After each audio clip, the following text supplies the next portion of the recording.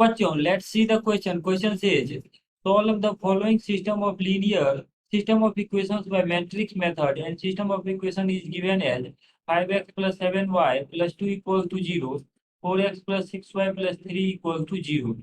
So, key concept for this question is, our key concept is inverse of a matrix A equals, that is A inverse equal to 1 by determinant of matrix A into adjoint of matrix A. This is our key concept.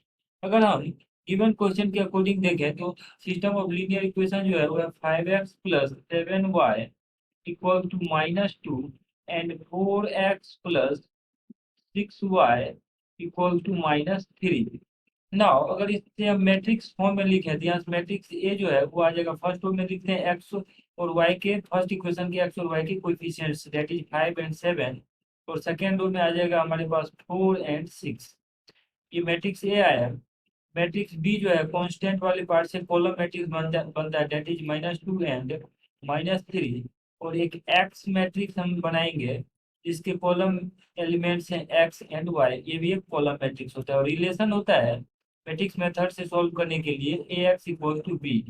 That means कि X equals to A inverse B. अब यहाँ से हम A inverse निकालेंगे. अब A inverse निकालने के लिए हम गिवन मैट्रिक्स के अकॉर्डिंग देखें तो ए मैट्रिक्स का डिटर्मिनेंट जो है वो आ जाएगा हमारे पास this multiplied by this minus this multiplied by this, that is 5 into 6 that is 30 minus 4 into 7 that is 28. तो यहाँ से हमारे पास डिटर्मिनेंट ऑफ मैट्रिक्स ए जो है वो 2 आ जा रहा है. तो determinant of matrix A is 2 which is not equal to 0. Therefore, inverse of matrix A inverse exist, यानी ए इनवर्स जो है वो एग्जिस्ट करेगा. नाउ अब हम since we know that adjoint of matrix A, अब एडजॉइंट ऑफ मैट्रिक्स ए क्या होता है? Adjoint of matrix A is equal to C11 C12 C21 C22 इस मैट्रिक्स का transpose, where cofactors of matrix A. यहाँ से हम क्या करेंगे, मैट्रिक्स ए का अगर कोफैक्टर निकालें, cofactors of matrix A R C11 का वैल्यू निकालेंगे. अब देखिए यहाँ पे कोफैक्टर्स के बारे में समझते हैं तो हमारे पास Cij का वैल्यू होता है -1 to the power i plus j into Mij. ये हमारे पास कोफैक्टर्स. तो C11 के लिए हम देखें तो C11 का वैल्यू आ जाएगा, इसका value -1 to the power i plus J, यानी फर्स्ट कॉलम है तो ये आ जाएगा 2 इंटू M11. और M11 हम कैसे निकालेंगे? यहाँ से जो एक्चुअल मैट्रिक्स ए है उसमें फर्स्ट रो और फर्स्ट कॉलम को एलिमिनेट कर देंगे, जो एलिमेंट बचेगा डेट इज C11. यहाँ पे 6 आ जा रहा है उसका वैल्यू, तो यहाँ पे 6 रख देंगे. देयरफॉर C11 का वैल्यू आ जाएगा हमारे पास -1 का स्क्वायर इंटू 6, यानी सिंपली 6.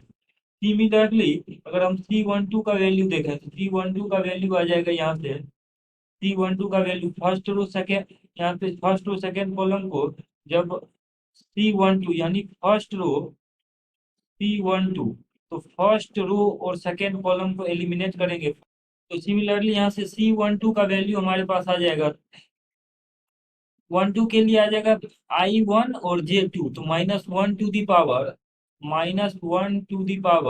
I1 और J2, तो ओवरऑल पावर 3 आ जाएगा. और M12 का वैल्यू यहाँ से हम फर्स्ट रो सेकेंड कॉलम को एलिमिनेट करेंगे तो वैल्यू 4 आ जाएगा.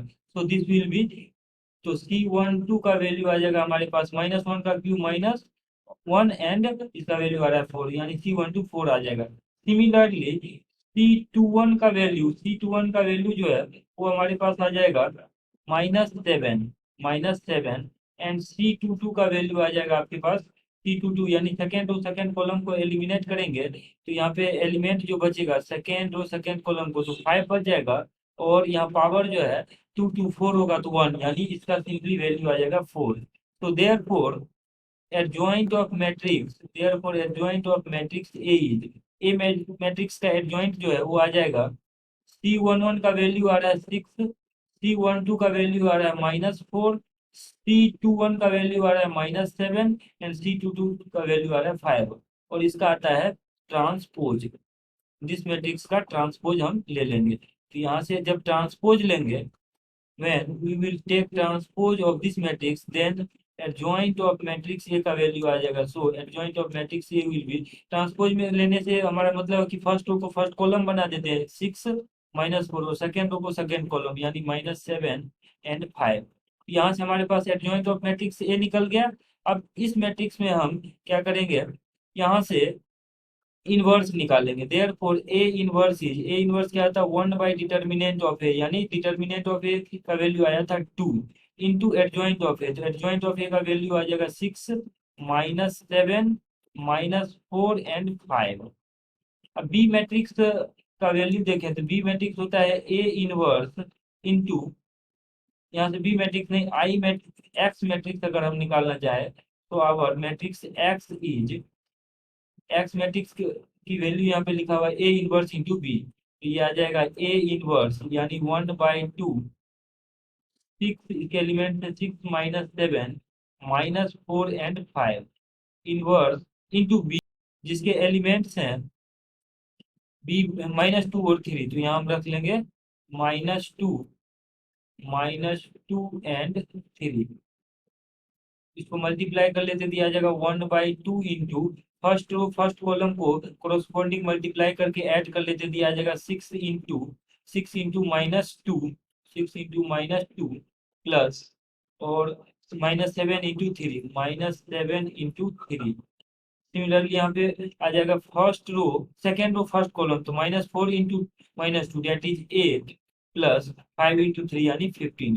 इसको सिंप्लीफाई कर लेते हैं, यहाँ पे हमारे हमारे पास वैल्यू जो है वो आ जाएगा -12 इसका वैल्यू आएगा, एंड यहाँ से देखें तो ये आ जाएगा आपके पास प्लस का, फर्स्ट रो फर्स्ट कॉलम करना था, यहाँ से दिए -3 एक्चुअली, तो ये आ जाएगा हमारे पास फर्स्ट रो फर्स्ट कॉलम करने से यहाँ पर भी -3 कर लेंगे, तो सिंप्लीफाई करेंगे तो इसका वैल्यू आ जाएगा -12 प्लस 21, एंड यहाँ पे वैल्यू आ जाएगा 8, बिकॉज यहाँ पे माइनस था तो यहाँ पर भी माइनस साइन के साथ लिखना होगा, तो 8 - 15, तो ये आ जाएगा 8 - 15।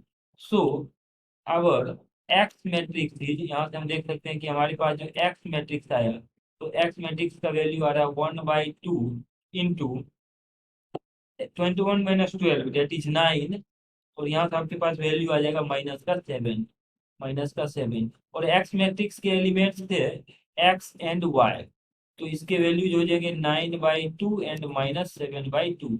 Bye comparison we will get values of X and Y, तो कंपेयर करने से हम देख सकते हैं हमारे पास एक्स का वैल्यू आ रहा है 9/2 एंड वाई का वैल्यू आ रहा है -7/2।